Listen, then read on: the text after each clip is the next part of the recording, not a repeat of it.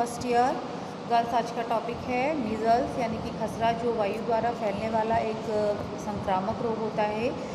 खसरा भी बोलते हैं इसको। खसरा जो है वो श्वसन प्रणाली में वायरस, विशेष रूप से मर्बेलिया वायरस के जीन्स पैरामिक्सो वायरस के संक्रमण से होता है।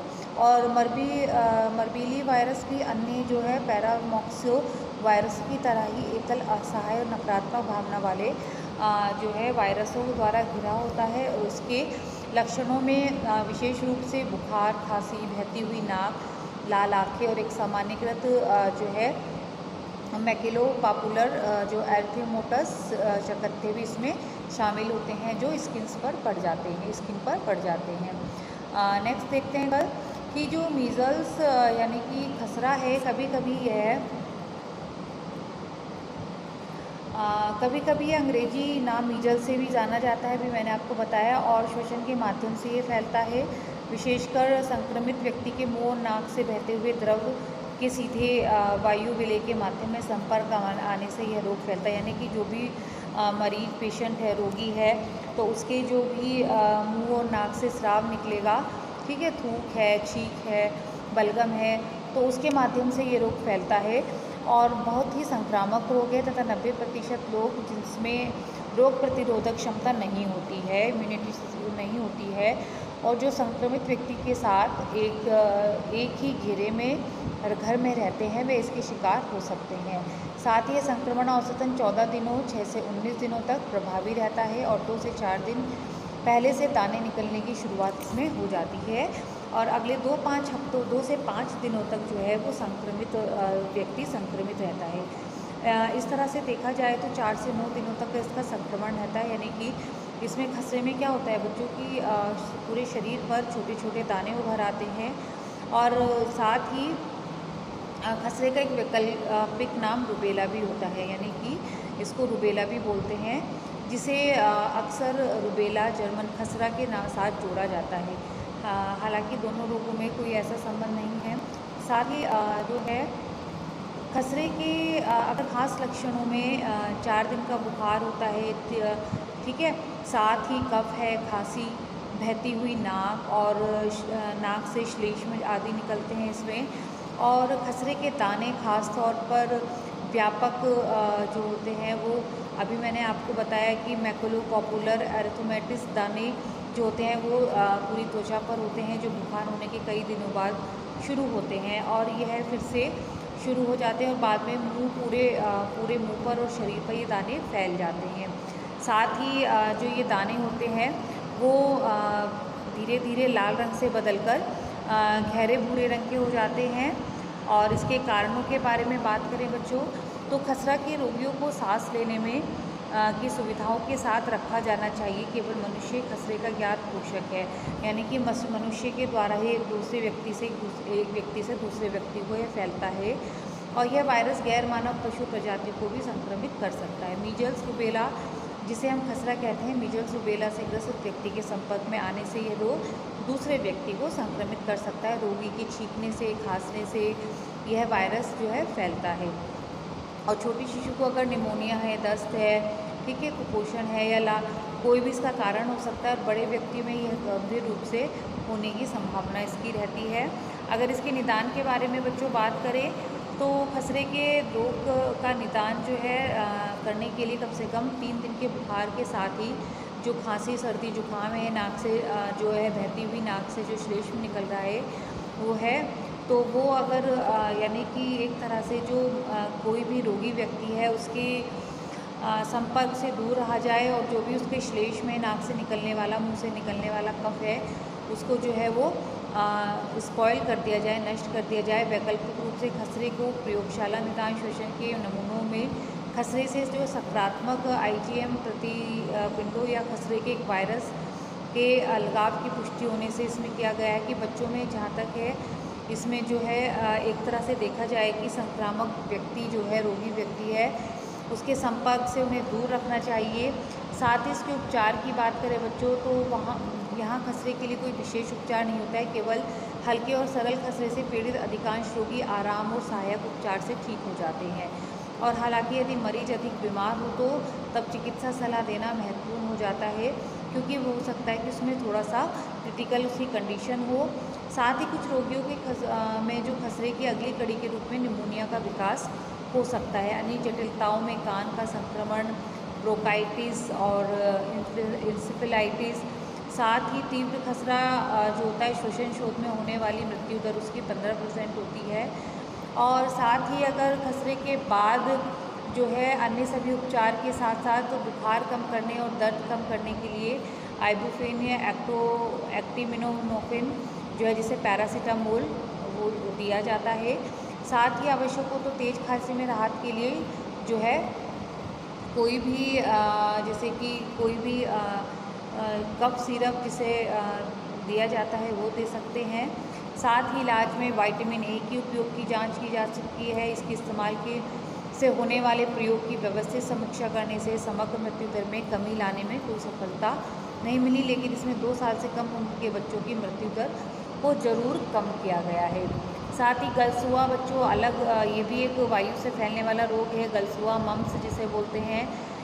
गलसुआ जो है टाइटिस मम्स के रूप में भी इसको जाना जाता है। यह एक विकट विषाणुजनित रोग है। साथ ही जो पैराथायराइड ग्रंथि को कष्टदायक रूप से बड़ा कर देती है और यह ग्रंथि जो है वो कर देती है और यह ग्रंथि आगे तथा कान के नीचे स्थित होती है और लार और थूक का उत्पादन करती है। गलगंड एक संक्रामक रोग है जो एक व्यक्ति से दूसरे व्यक्ति को एक वायरस विषाणु के कारण होता है, जो संक्रमित लार से संपर्क के द्वारा फैलता है। 2 से 12 वर्ष के बच्चों के बीच में संक्रमण की सबसे अधिक संभावना होती है और अधिक उम्र के लोगों में पैरोटिड ग्रंथि के अलावा अन्य ग्रंथियाँ जैसे अंडकोश है, पैनक्रियाज एवं स्नायु प्रणाली भी शामिल हो सकती है।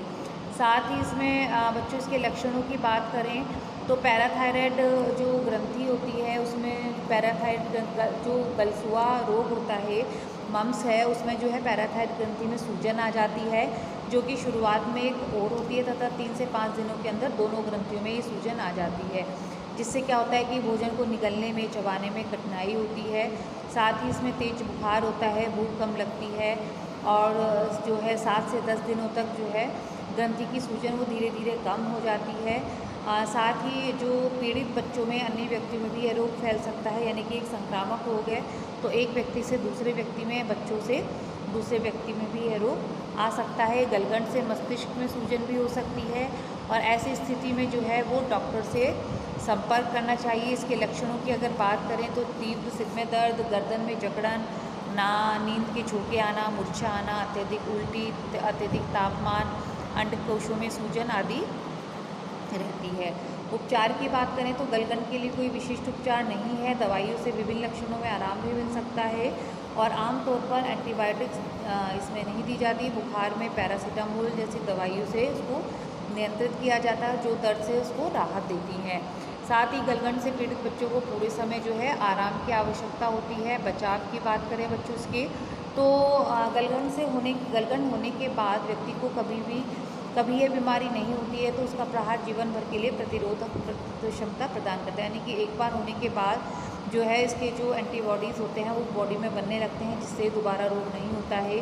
साथ ही इसके लिए इसके टीके की जो है मीजल, मम्स और रूबेला जो है MMR जिसे हम बोलते हैं तो इसका जो है MMR का टीका 3 वायरल बीमारियों से बचाता है और सभी बच्चों को 15 माह की आयु में ये टीका लगाया जाता है। ये टीका 1 साल में से छोटे बच्चों को नहीं दिया जाना चाहिए और ना ही बुखार से पीड़ित बच्चों को, साथ ही गर्भवती महिलाओं को भी नहीं लगाना चाहिए। अब बात करते हैं गर्ल्स मलेरिया की जो जैसे कि इंसेक्ट्स के द्वारा यानी कि एक मच्छर के द्वारा मलेरिया रोग होता है। मलेरिया सबसे प्रचलित संक्रामक रोग होता है और भयंकर जन स्वास्थ्य समस्या भी है और यह रोग है वो प्लाज्मोडियम गण के प्रोटोजोआ परजीवी के माध्यम से होता है। केवल 4 प्रकार के जो प्लाज्मोडियम परजीवी मनुष्य को प्रभावित करते हैं, जिनमें से सर्वाधिक खतरनाक प्लाज्मोडियम फैल्सीफेरम तथा प्लाज्मोडियम विवेक्स माने जाते हैं। साथ ही प्लाज्मोडियम ओवेल तथा प्लाज्मोडियम मलेरिया भी मानव को प्रभावित करते हैं और इन सारे समूह को मलेरिया परजीवी ही बोलते हैं। मलेरिया परजीवी का वाहक जो होता है एक मादा एनाफिलीज मच्छर से होता है, यानी कि जो मलेरिया रोग फैलता है बच्चों वो मादा एनाफिलीज मच्छर से फैलता है। इसके काटने पर मलेरिया के परजीवी जो होते हैं वो लाल रक्त कोशिकाओं में हमारे प्रवेश कर जाते हैं और यानी कि बहुगुणित हो जाते हैं, मल्टीपल हो जाते हैं, बढ़ जाते हैं, जिससे रक्तहीनता, एनीमिया जैसी दिक्कत है, चक्कर आना, सांस फूलना आदि लक्षण रहते हैं। और बुखार, जब इसके लक्षण होते हैं तो उसमें बुखार है, सर्दी है, उबकाई आना, जुकाम जैसी जो है लक्षण दिखाई देते हैं।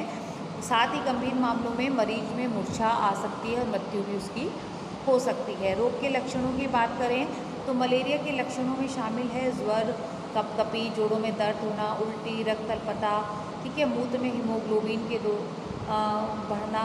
साथ ही मलेरिया का सबसे आम लक्षण होता है अचानक से तेज़ ठंड लगना, यानी कि इसमें जब बुखार चढ़ता है तो वो तेज़ कपकपी के साथ चढ़ता है, ठंड लगने लगती है, फिर एकदम बुखार आ जाता है और 4 से 6 घंटे के बाद वो ज्वर उतर जाता है और फिर पसीना आता है। पी फैल्सीफेरम के संक्रमण में यह पूरी प्रक्रिया हर 36 से 48 घंटे में होती है और यह लगातार ज्वर इसी तरह से चलता रहता है। साथ ही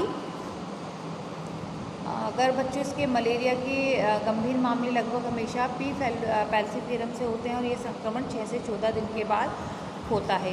मलेरिया के रोकथाम तथा नियंत्रण की बात करें बच्चों, तो मलेरिया का प्रसार इन कारकों पर निर्भर करता है कि मानव जनसंख्या का घनत्व, मच्छरों की जनसंख्या, ठीक है, साथ ही अपने आसपास का वातावरण। क्योंकि देखिए मलेरिया से बचने के लिए सबसे अच्छा उपाय है, बचाव है कि अपने आसपास के चारों ओर का वातावरण साफ़ सुथरा हो, ठीक है, कहीं भी ऐसे गड्ढे ना हो जिसमें गंदा पानी भरता हो, क्योंकि जो है मच्छर पनपते हों जिसमें। साथ ही घर की नालियों की अच्छी तरह से निकासी होनी चाहिए, सफाई होनी चाहिए और अपने आसपास के वातावरण को साफ़ रखना चाहिए। कीटनाशक दवाइयों का प्रयोग करना चाहिए, मच्छरदानी का प्रयोग सोते समय करना चाहिए, ठीक है। साथ ही जो मलेरिया संबंधी जानकारी जो है वो आपस में, जैसे कि एक सामुदायिक तौर पर मलेरिया नियंत्रण के तरीके कितने प्रभावी है इसकी जांच करना और एक ऐसे विश्लेषण में पता लगाया कि लक्षण विहीन संक्रमण वाले लोगों का इलाज करना तो बहुत आवश्यक होता है, क्योंकि इनमें बहुत मात्रा में मलेरिया संचित रहता है। यानी कि कभी कभी ऐसा होता है इनमें लक्षण नहीं